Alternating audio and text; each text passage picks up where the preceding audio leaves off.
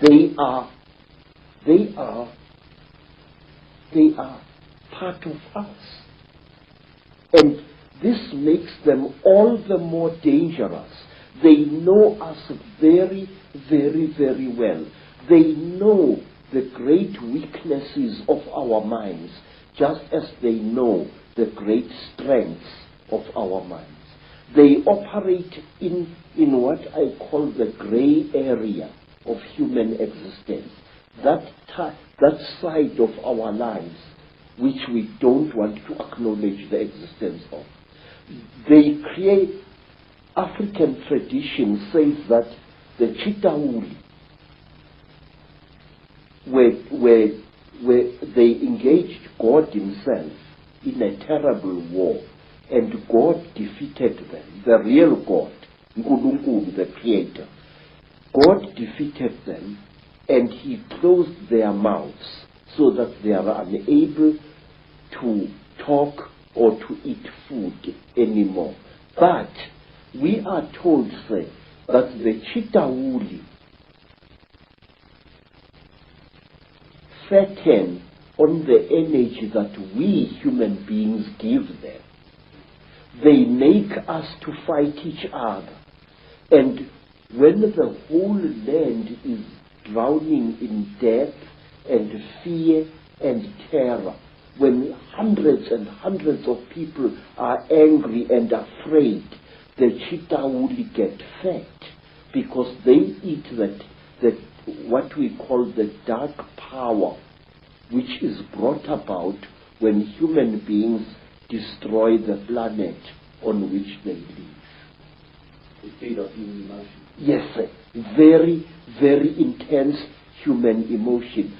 We are told, for example, that if you see a CHITAURI walking through the bush or just standing there and looking at you, and you are accompanied by your wife or your girlfriend, you must immediately make love to that girlfriend and release as much emotion as possible, and the CHITAURI will be pleased and will walk away from you and not harm you. And another thing, sir, we are told that the CHITAURI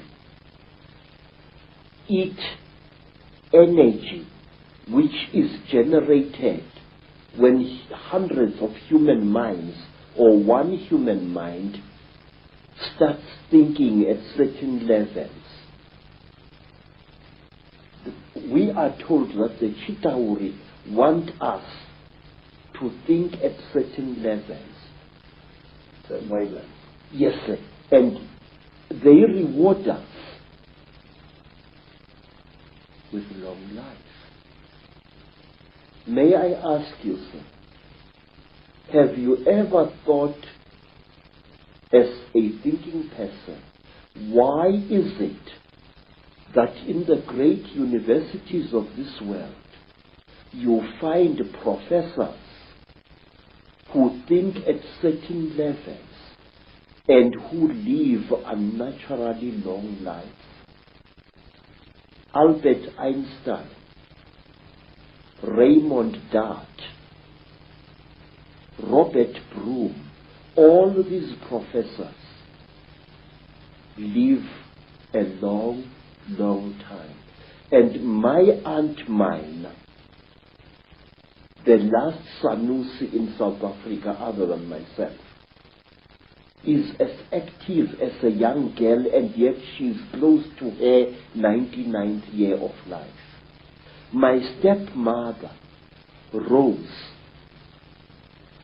she has lost nearly all her children, and she is still alive. Extreme longevity is the reward with which the CHITAURI reward you if you think at certain wavelengths.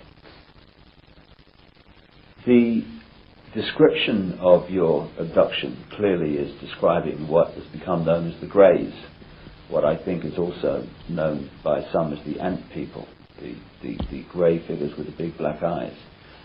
How do you think they connect in with the openly reptilian? And do you think that the the black covers of the eyes are covering some kind of reptilian truth.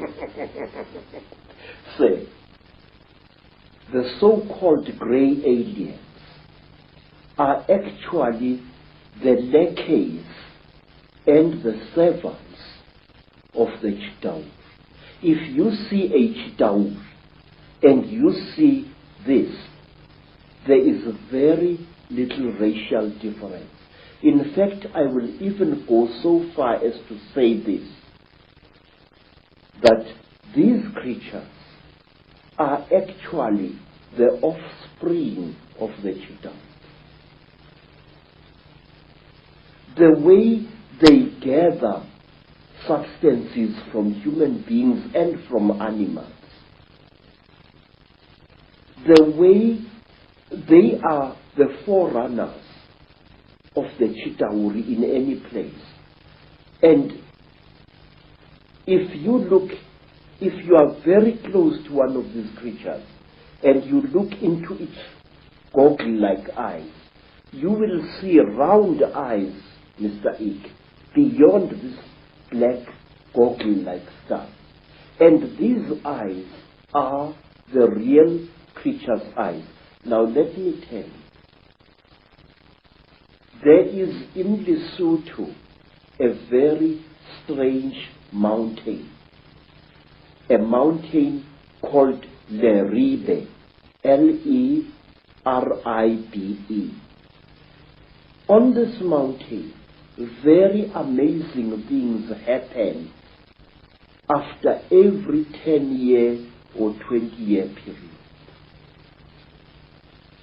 Now, not so long ago, an African farmer found an object near that mountain, an object which had crashed.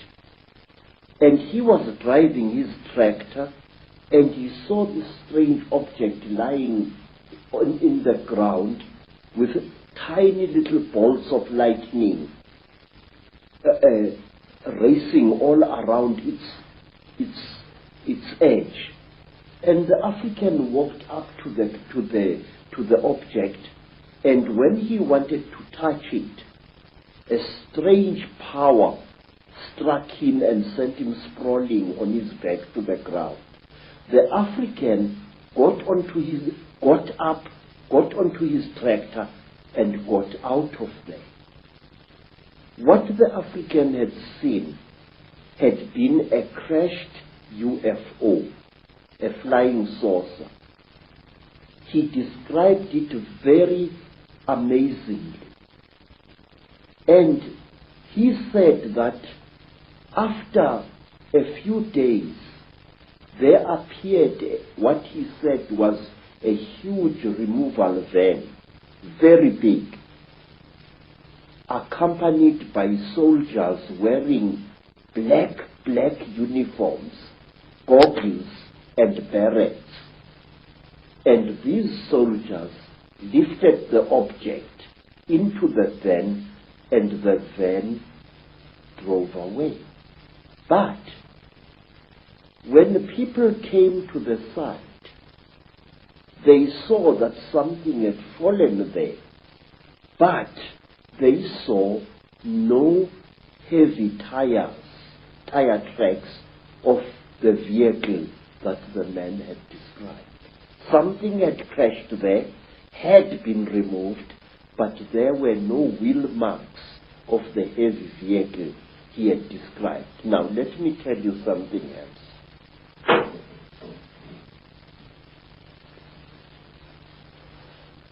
It was in 1958. In fact, I think that the incident I'm going to describe to you is somehow connected to what happened to me in 1959.